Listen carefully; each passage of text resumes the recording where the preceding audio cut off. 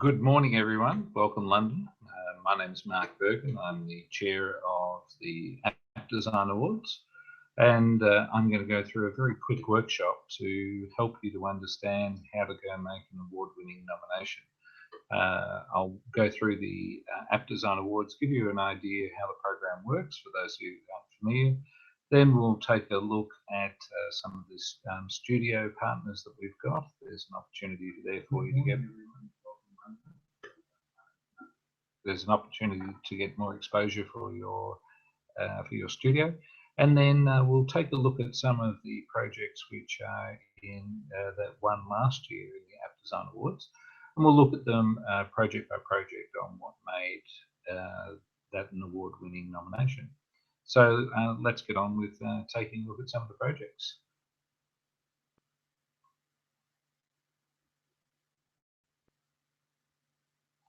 Okay, so firstly, for those of you that haven't had a look around the site, the important thing to keep an eye on is that we have our early bird deadline on the 29th.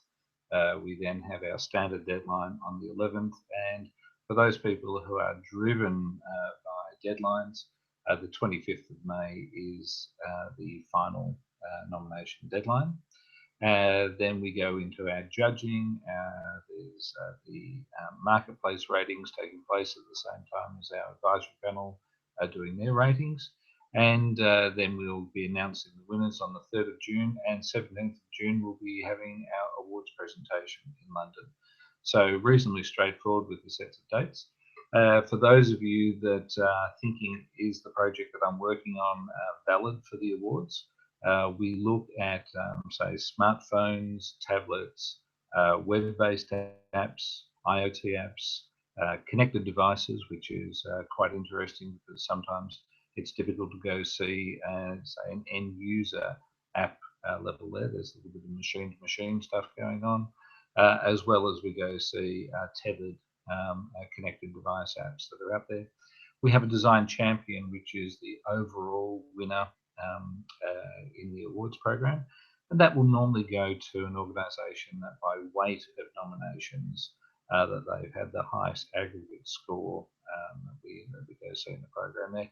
Often it's the very large organisations, banking institutions, government institutions we've seen who have a tremendous portfolio that come through there.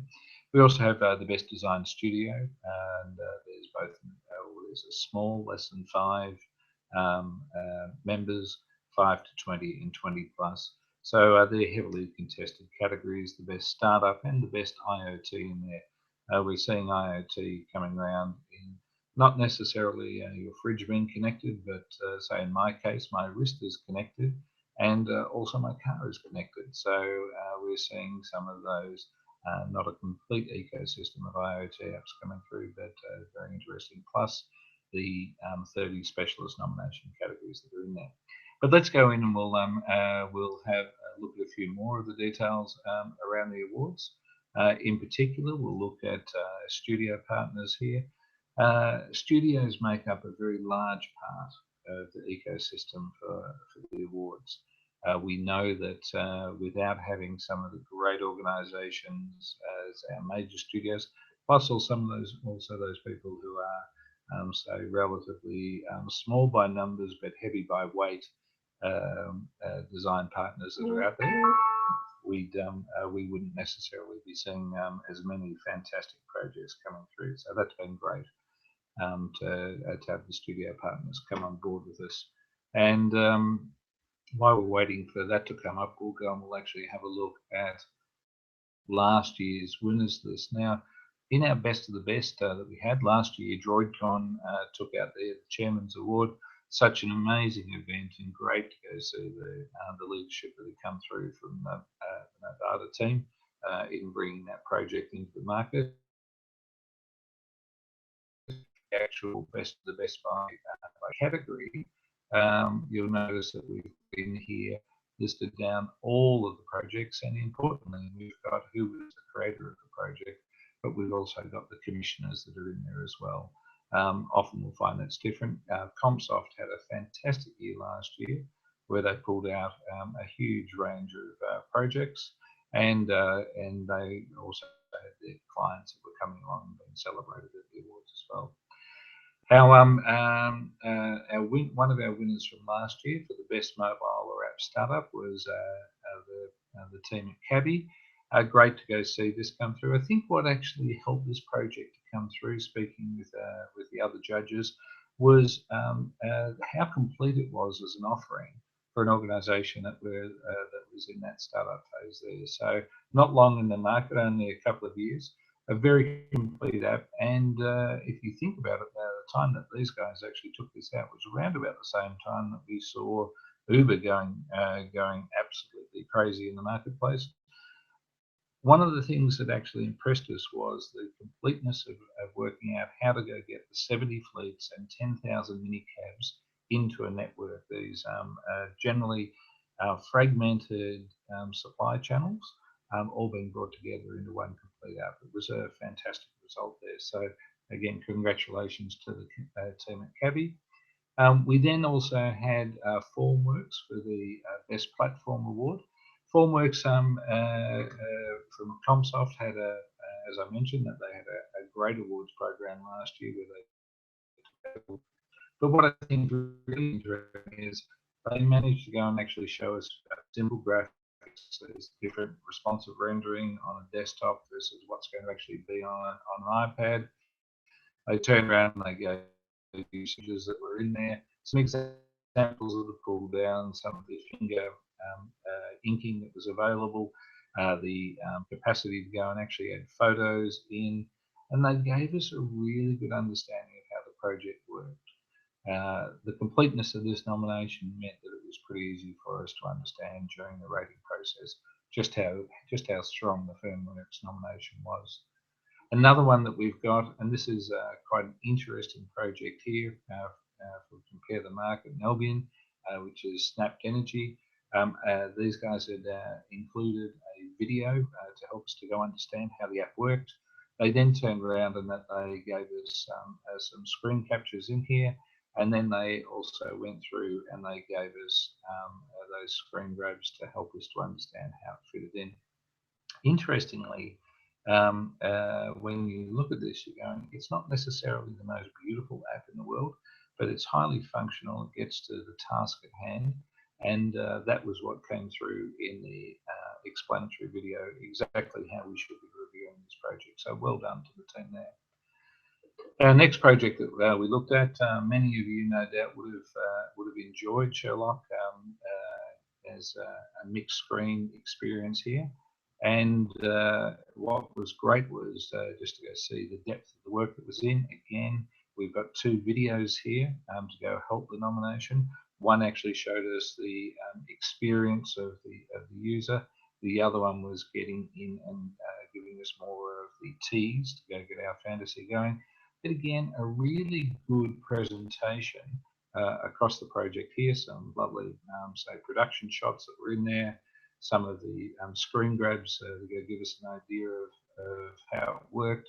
But as you went and you read through the nomination, you got an idea of exactly how this project was going to manifest itself in real life. So great to go see there, and a brilliant project from the Project Factory. And then the Jungulator. Now I think quite a few of us have that where we've got that frustration of being DJs. Somewhere related to singing in the shower, I think, is where the frustrated DJ sits. But what was great was with Jungulator, they gave us two videos to go and help us to explain the app. They gave some very clear screen grabs with some additional visual information in there. And then when it came to writing about their project, they actually let their videos do the talking for them because they were pretty sure that that was going to be complete for them. Great to go see Jungulator in there, and I think from memory we even had the guys on the night turn around and go give us a bit of a live demonstration of the awards presentation. The travel and tourism category here was taken out by the Colourblind Tube Map.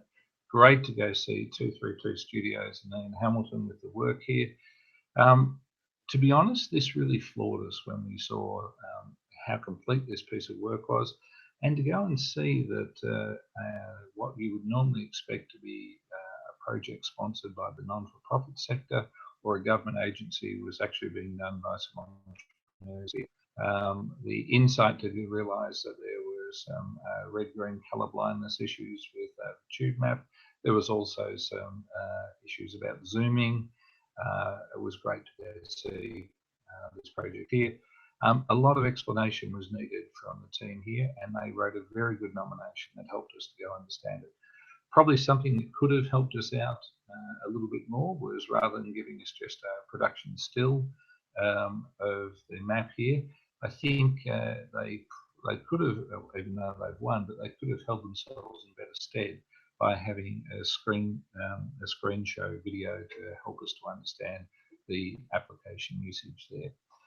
So I think if you're looking at what I've been presenting there, that you're seeing that a lot of it comes down to us being able to go and get a very quick understanding of what's taking place inside the app. A few of the nominations that we've got so far in the program this year, we've got the Mini Cabster. Interesting to see that that project's coming in just after we had Cabby in last year.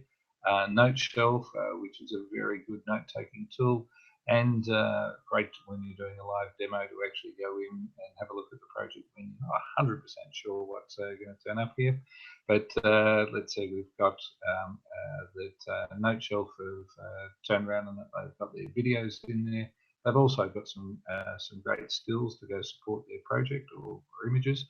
But you'll notice that at the moment, their nomination has very little information in it there.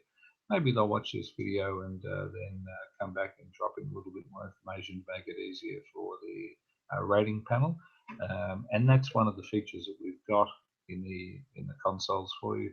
It's quite easy for you to go and duplicate the project into another awards program somewhere else in the world. And it's also very easy for you to go in and to edit the project if you feel that you want to go and make some changes before we go into that judging lockdown period. So I would recommend get your nominations in early. As we mentioned, there's the early bird and standard deadline.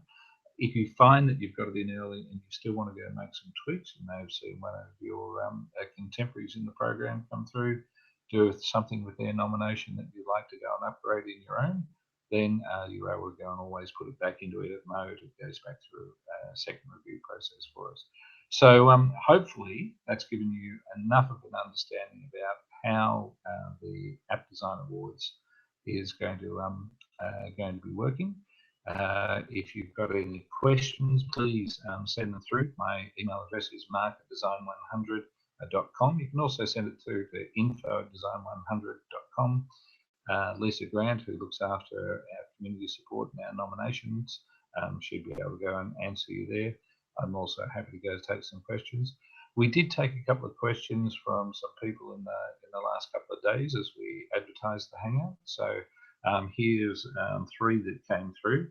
One was, can I nominate into more than one category? And the answer is most definitely you can.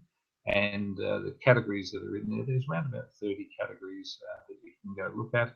But we often find somebody might go into something as, say, best weather that they're hunting for, but they also realise that they've got a really strong API, or they might be best app startup. So they want to go and duplicate that nomination across into multiple categories. Who can nominate? Either the creator of the project or the commissioner of the project is able to go nominate into the awards. We also have what we call curated nominations, where our advisory panel may have seen something that they'd like to see into the awards. So there's a mixture here of what we've seen as the best in the awards program, the best in the market, and we want to see it in the awards program. And there's also the open nominations that you're participating in. And how long does it take to go get the nominations in is often a common question for us.